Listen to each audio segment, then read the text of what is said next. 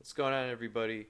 Pat and Austin here with our final review of The Boys for this season. It's crazy how fast it has flown by, seemingly, but here we are. The finale is here, and we're here to talk about it.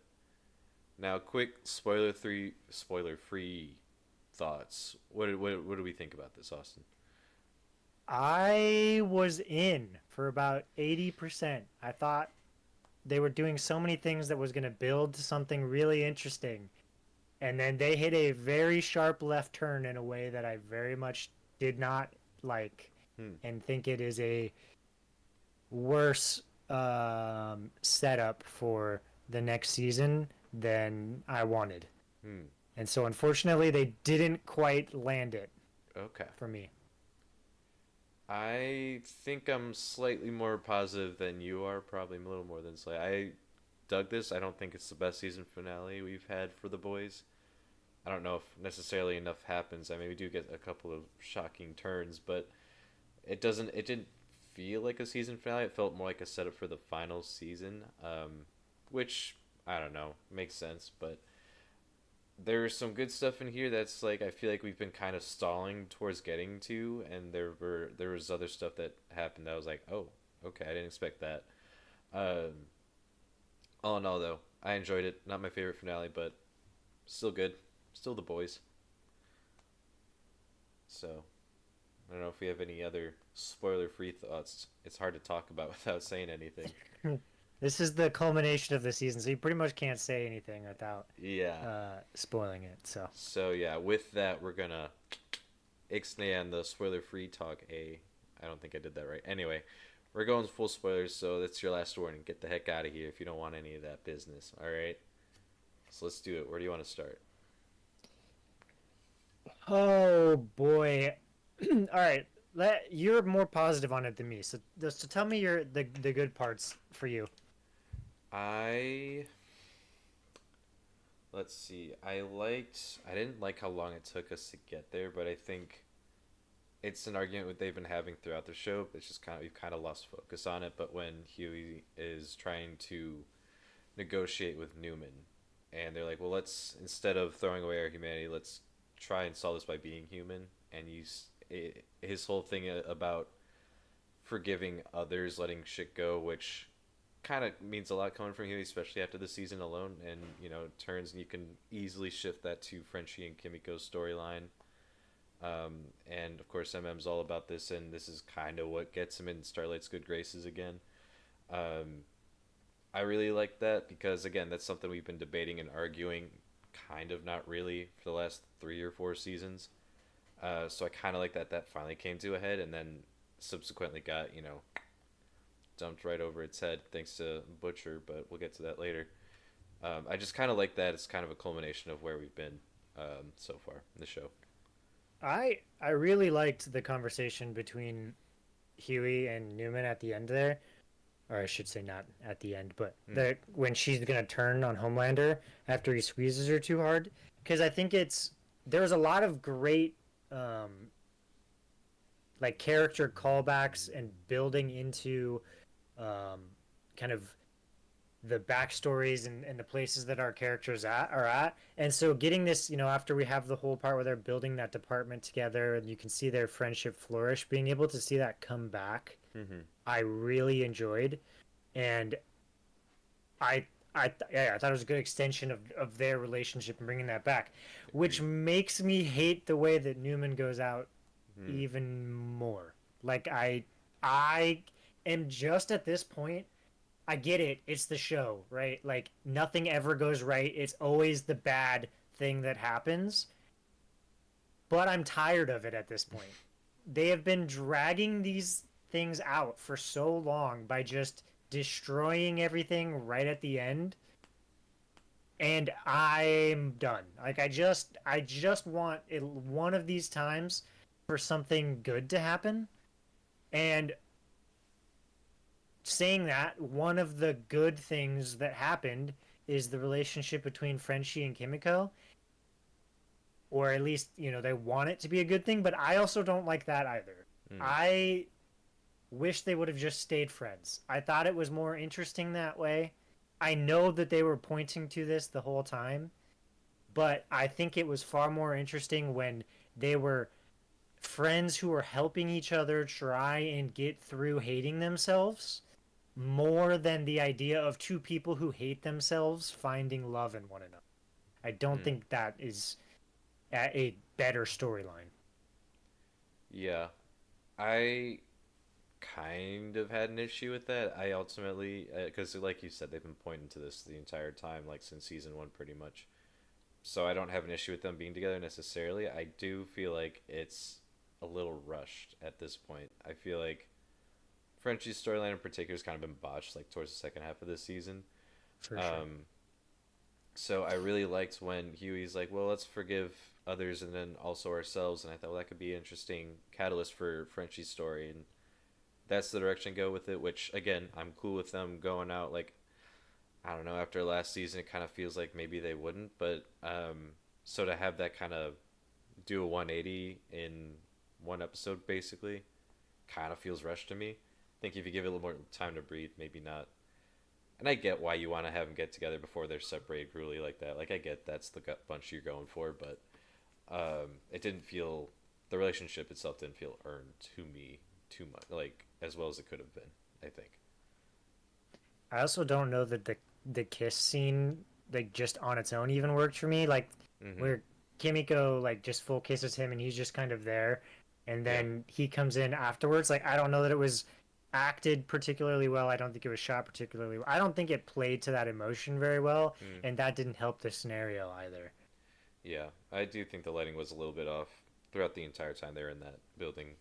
It's just a little too And dim for my taste, but I think they along the same lines rushed the Annie and Huey getting back together after the fake Annie thing. It was literally like 1 minute she absolutely was disgusted with him for obvious reasons. He, mm-hmm. proposed or counter proposed or also proposed to fake Annie. He had sex with fake Annie a bunch of times.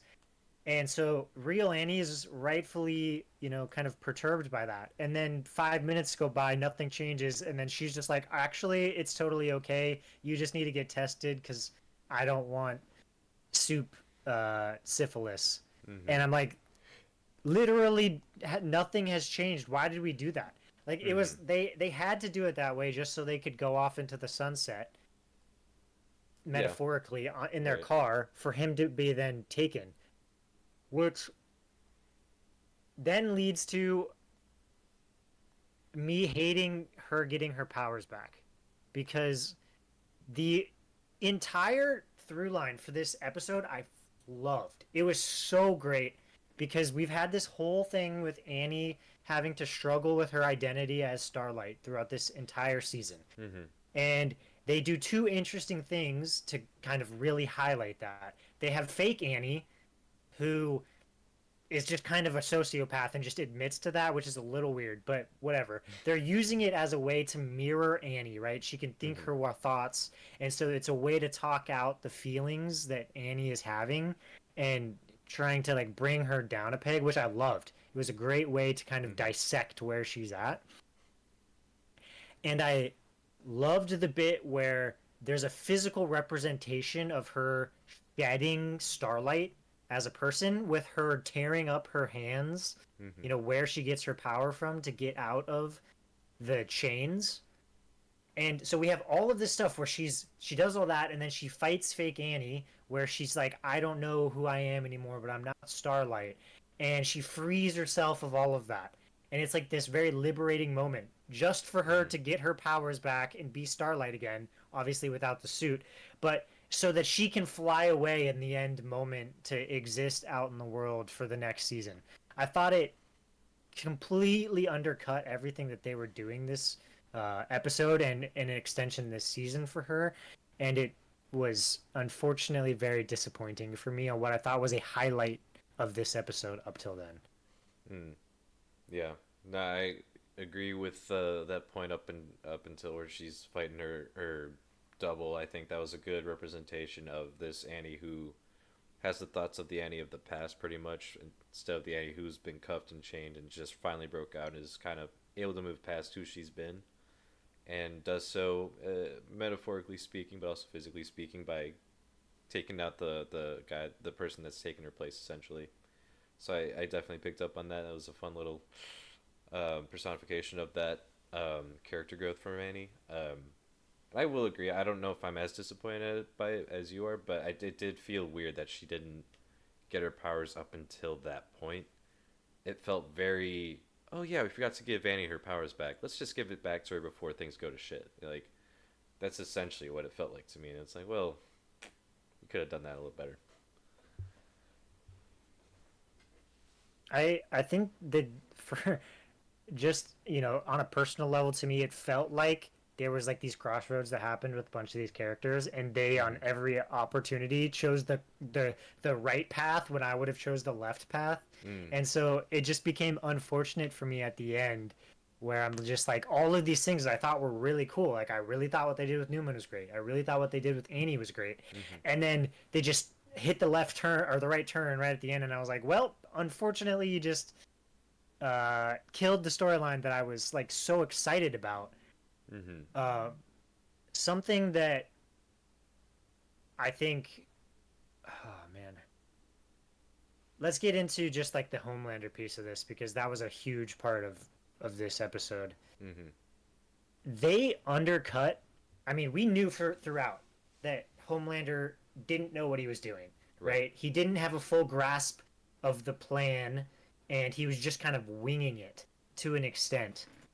And so I get that, right? We have the whole thing where he outs Newman on live television, Mm-hmm. and I don't know. I think the way they framed it, I don't think he actually knew what he was doing in that moment. I think he just Yeah. kind of instinctively was just like, I'm over this, and then kind of backdated it by saying like, oh, now you're like, you only have one option, and that's to be on my team, Mm-hmm. which I thought was an interesting turn. I didn't expect it when it happened. I was like, oh, No. that's Yeah. kind of cool. Mm-hmm. That was fun.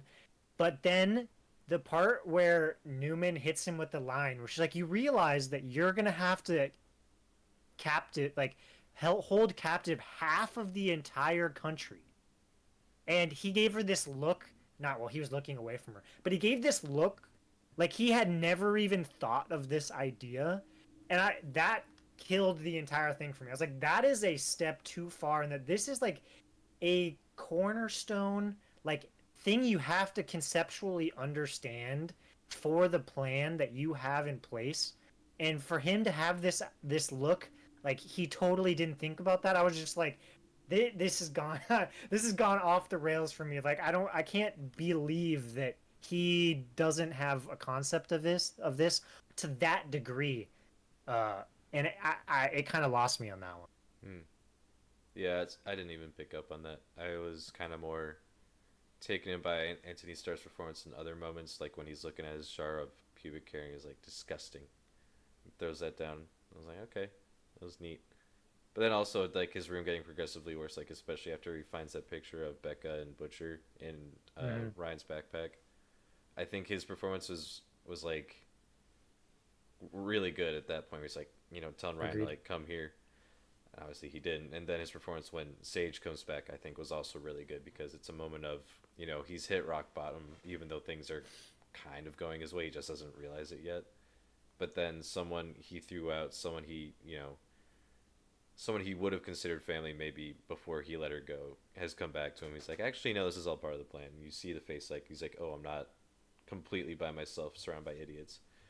Um, at least that's just how I interpret it, maybe.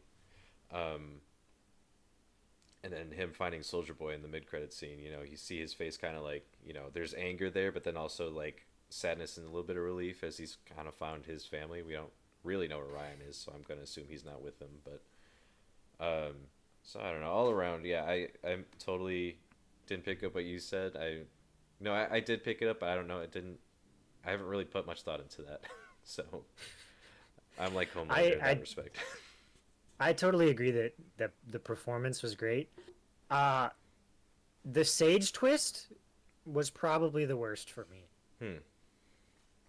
I they I think that Eric's writing of and the team's writing of Sage as the smartest person has been not good in the second half of this season.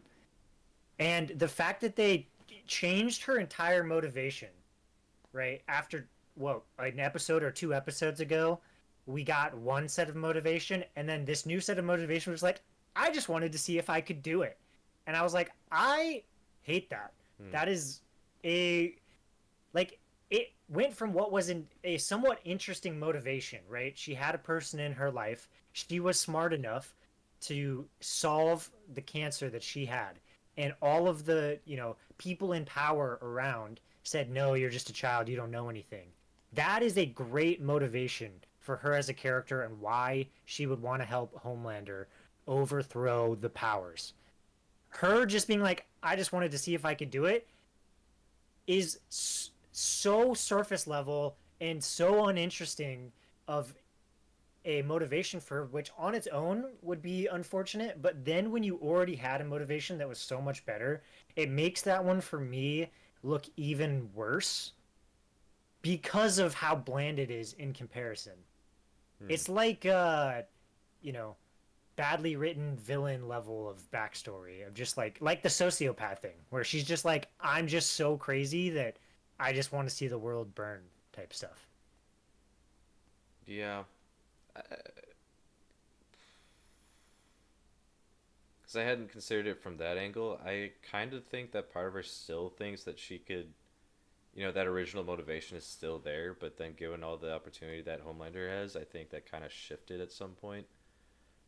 Because it definitely read to me, maybe, like your perspective on this, that she just lobotomized herself before she walked in on Homelander at that point, because she was definitely a little bit, not how she normally is.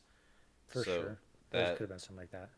that could be a factor into all that. But I honestly, like, I kind of like this new side of her motivations because it does add a more sinister side to her. Whereas, just a couple episodes ago when Homelander lets her go, it's like, well, maybe she's able to, she turns on, the seven and does something with that. Whereas here, it's like, oh no, she's kind of with them, kind of looking out for herself mostly, but it kind of works out in Homelander's to Homelander's benefit here, and it comes across a little bit more sinister to me at least. I don't know.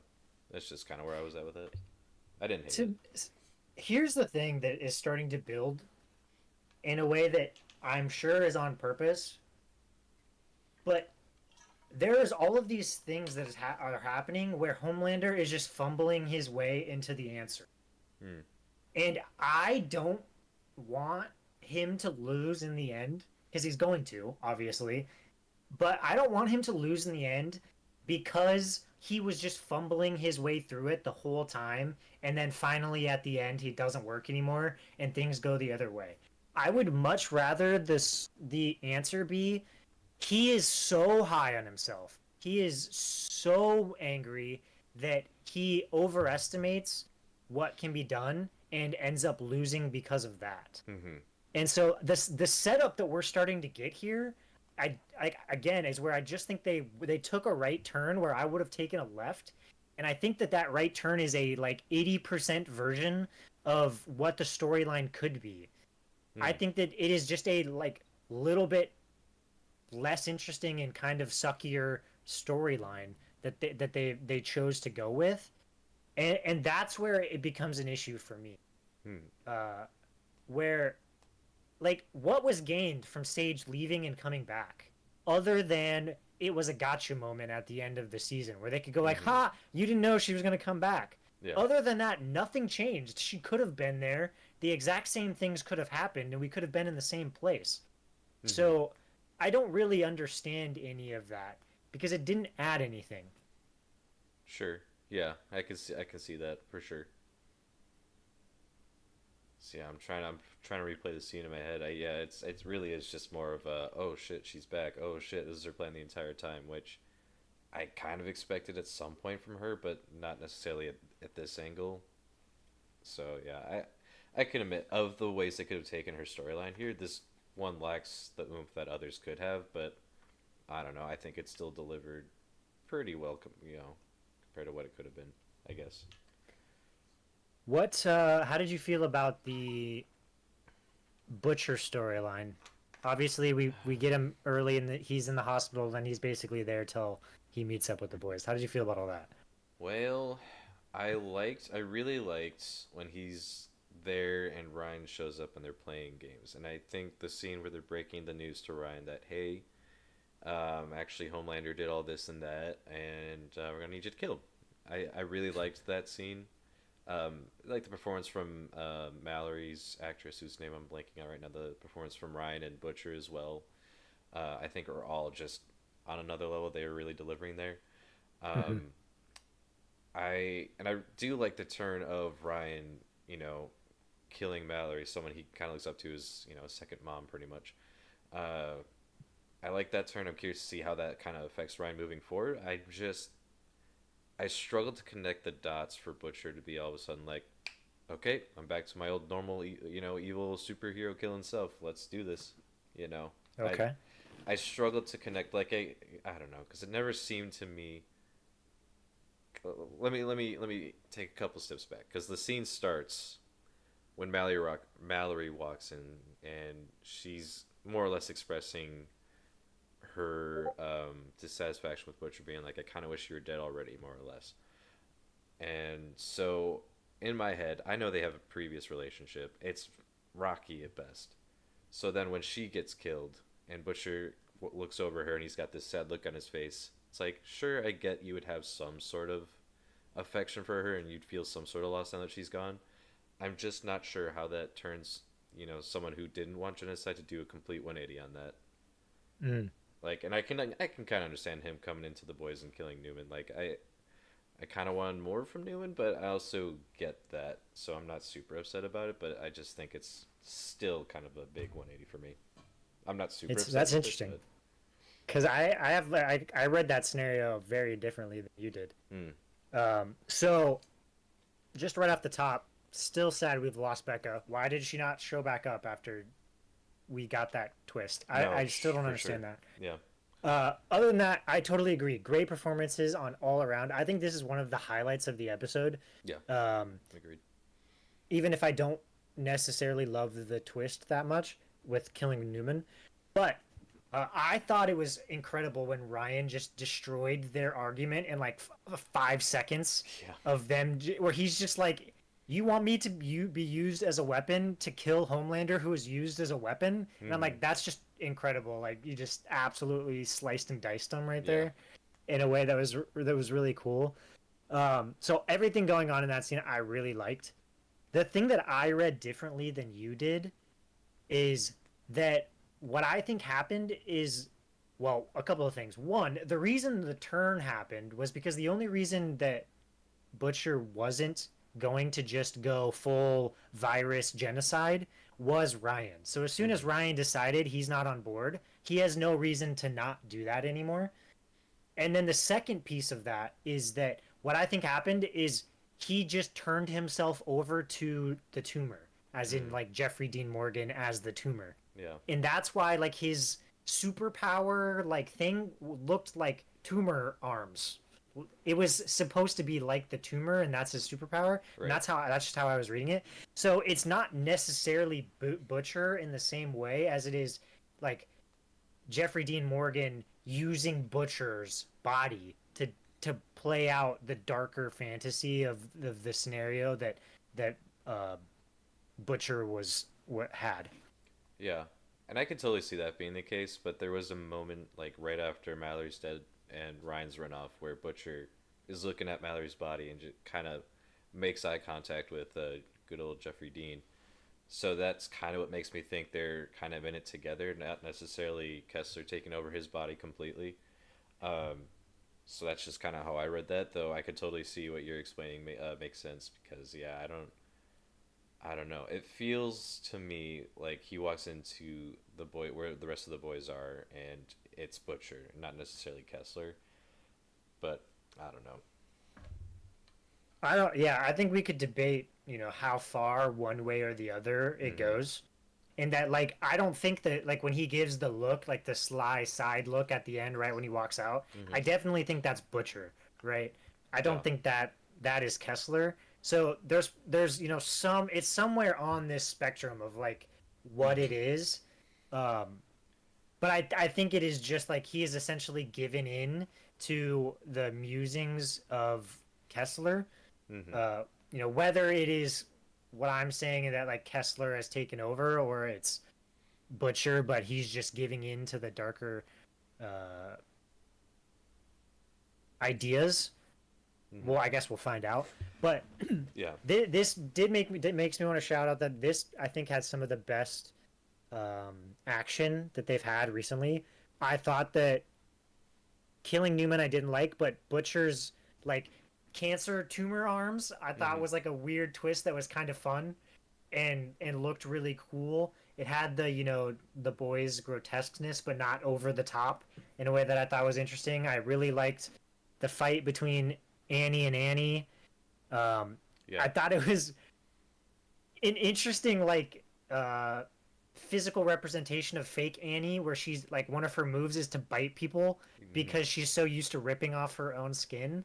That I thought that was like a fun way to kind of do that. So there was a lot of kind of really good action in this that I quite enjoyed. Yeah.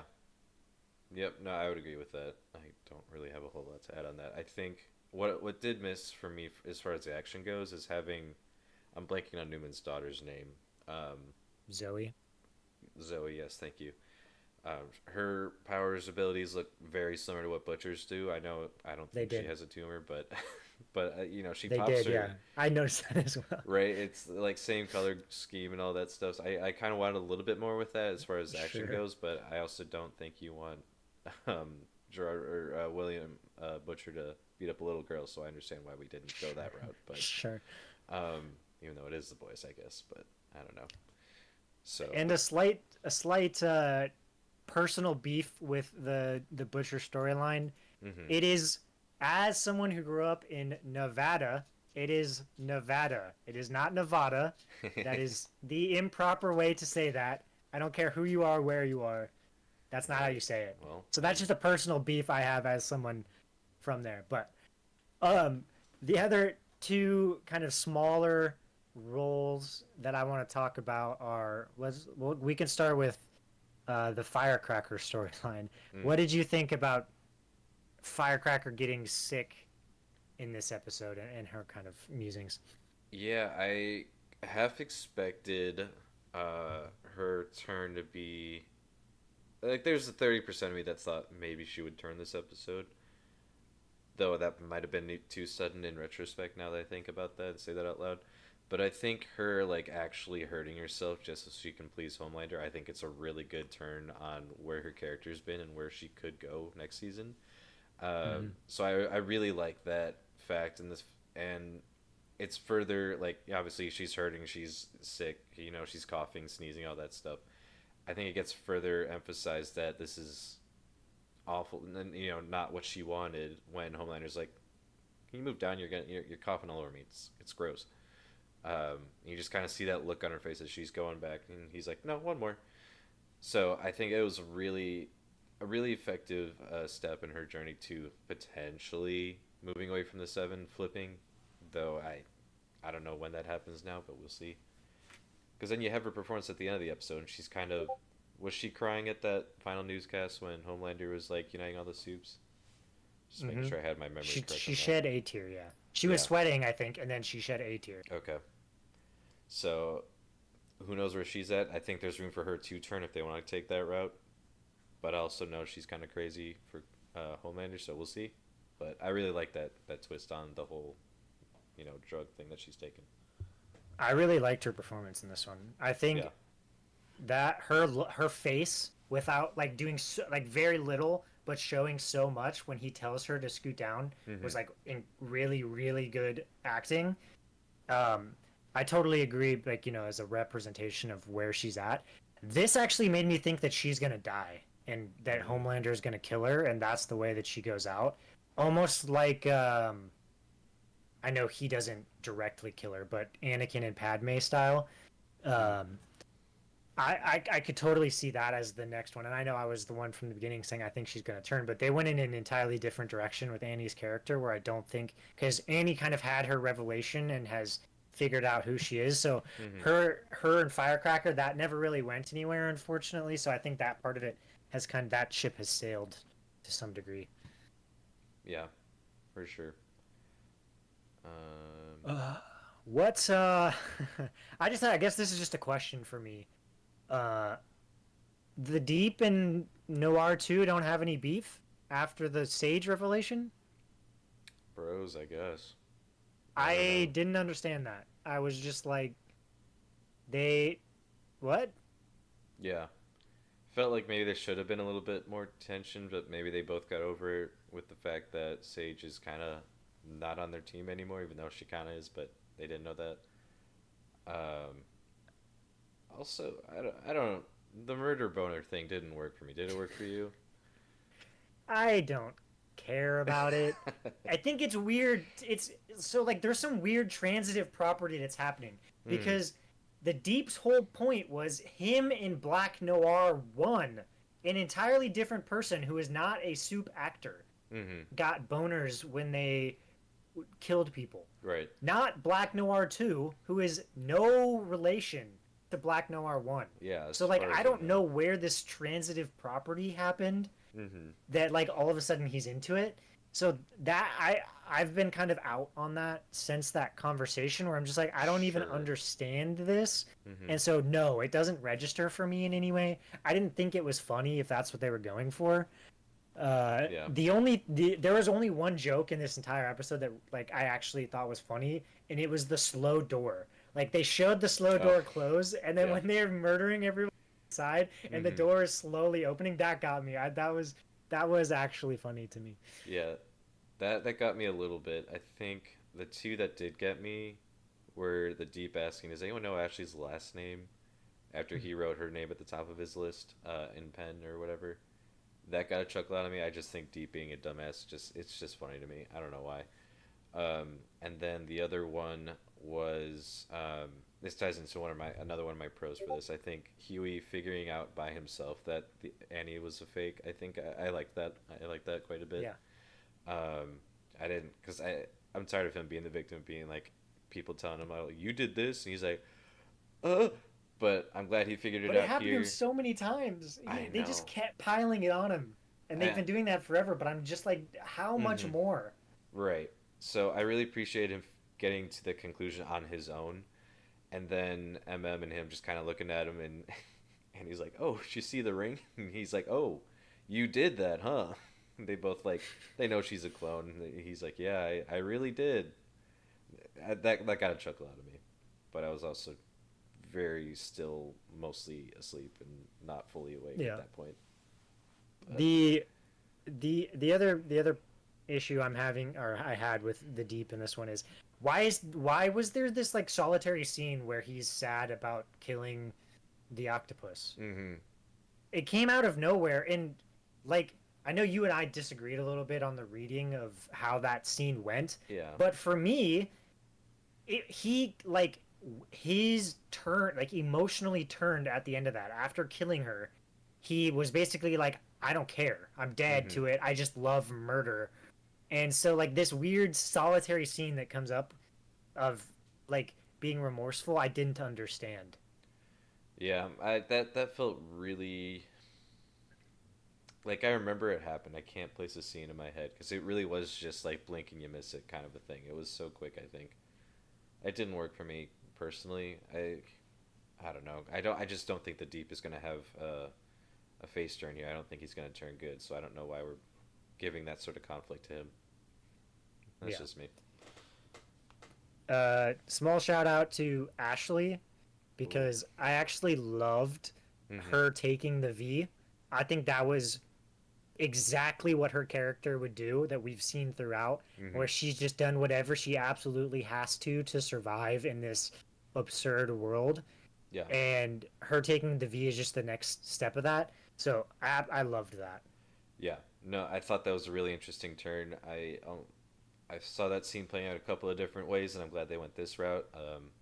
Especially too with the V kind of enhancing like her head or brain or whatever, causing the wig to fall off, exposing like what her head's really like. I like that part of it too. I expected her to make a second appearance later on in the episode, and she didn't, and that's totally fine. Yeah. We'll see her next season, I'm sure. So I did like that. I think that sets up a lot of really cool stuff for that character. Hmm. Which ties into the last point I have, which is Mm. where's A Train? To that, He literally just never shows up. He's yeah, never in the. They even talk about him, and he's just never there.